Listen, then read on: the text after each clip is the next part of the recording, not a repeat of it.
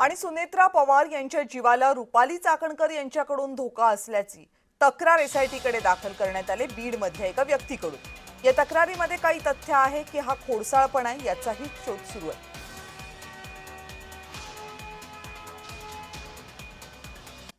आम्ही उपमुख्यमंत्री सुनेत्राताई पवार यांची पूर्ण काळजी महाराष्ट्राचं पोलीस खातं घेईल।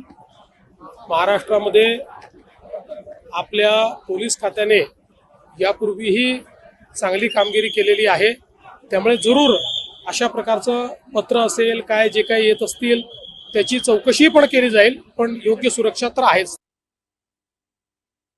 खरंच काही असं असेल आणि जर कुणाकडे काही पुरावे असतील तर त्यांनी त्या पोलिसांकडे द्यावे, पोलीस त्याची छानबीन करतील। उगाच मला असं वाटतं की काहीतरी उधळून काहीतरी सनसनाटी त्या ठिकाणी निर्माण करणं हे काही योग्य नाही। सुनेत्रा वहिनी या आपल्या राज्याच्या माननीय उपमुख्यमंत्री आहेत आणि त्यांच्याबद्दलचं असं विधान हे मला वाटत नाही योग्य आहे। पण तरी जर असं काही असेल, असं जर समोरच्याचं म्हणणं असेल तर त्याने ते त्या पोलीस ऑथॉरिटीकडे द्यायला हवं।